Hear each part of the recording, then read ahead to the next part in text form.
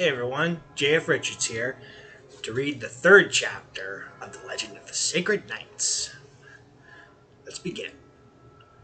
Chapter 3 The Dream. Luke went home and helped his grandpa make dinner, while still curious about what happened at the ruins. The mysterious glow the sword gave off was puzzling and strange, like something out of a fantasy novel. Later that night, Luke went to bed and fell asleep and entered the dream world. Luke found himself in a large grassy field under a beautiful blue sky. Then dark clouds rapidly began to form and consume the sky.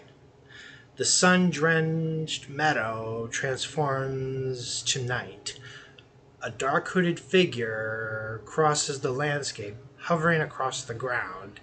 As it came towards him, he watched as it held a scepter made of crystals and dark stones. Behind him was a swarm of beastly shadow creatures that looked like anthropomorphic animals. Luke turned around to see three knights who resembled the same beings from the murals on the walls of the ruins, each knight wielding their own weapon. The weapons were the same as the ones he saw in the ruins. The knights each have the appearance of an animal, but were also human-like. Then Luke noticed the sword he saw in the ruins in his hand, along with a shield.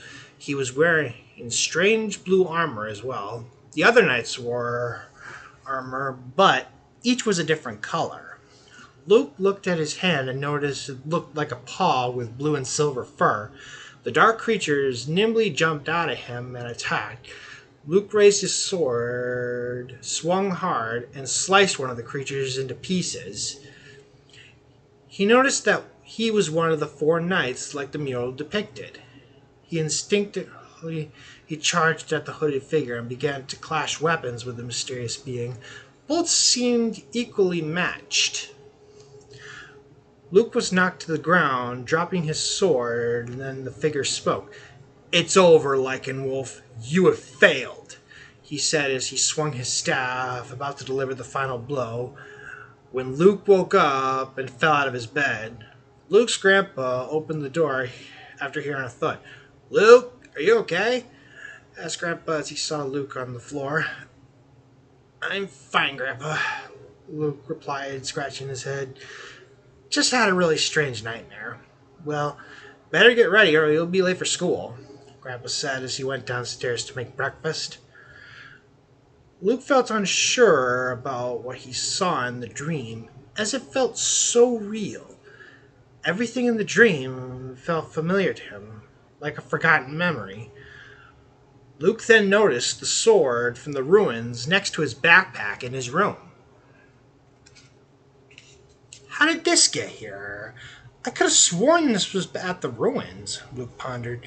Fearing Grandpa would be furious for him harboring a weapon, he carefully hid the sword in his closet and got ready for school.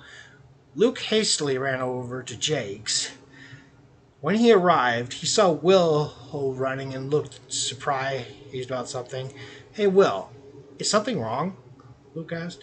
"You won't believe what happened last night," Will exclaimed. "What happened?" Luke questioned. "I dreamt I was in some field. Then all these dark creatures appeared, and some hooded guy swung his staff and was about to take down some wolf knight," Will explained. While Luke was shocked to discover that Will had described the same dream he had the previous night.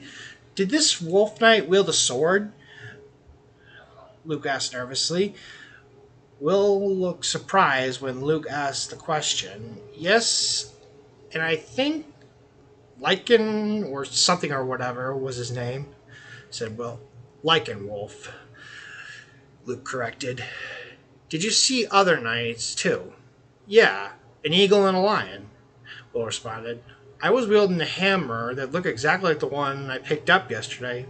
Plus, I was a bear with claws and was bigger than the others.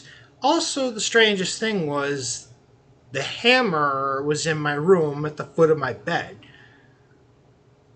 I had a feeling it was. Luke said, Hold on. How do you know about this? Will asked curiously. Luke replied, I had the same dream, and the same thing happened to me last night. Whoa, Will responded.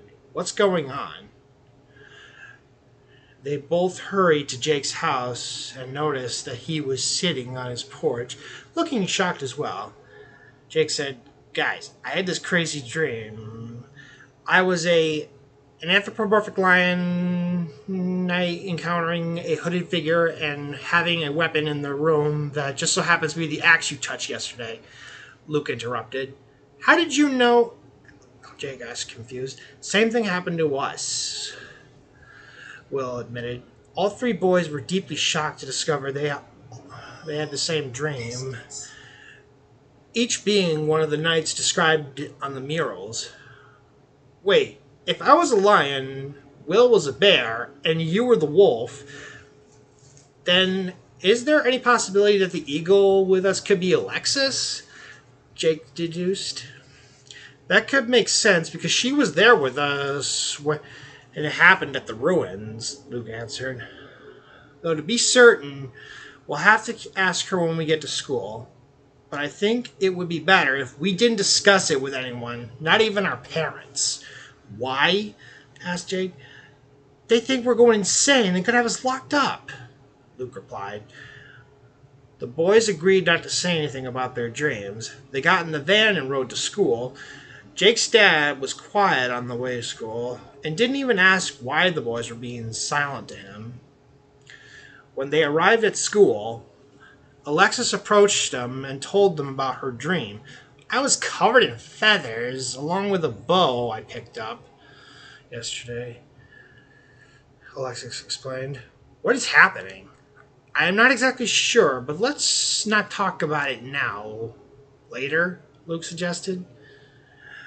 They all nodded in agreement and went to school, pretending like nothing had happened. Later that day, they gathered outside, discussing the dreams and what all this could mean. This is just crazy, Jake concluded. We all had the same dream. Yeah, totally insane, said Will.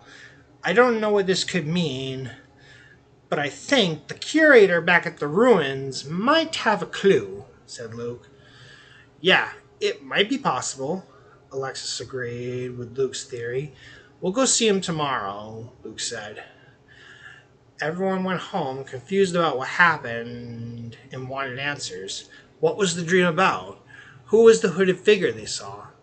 And why did they all have the same dream?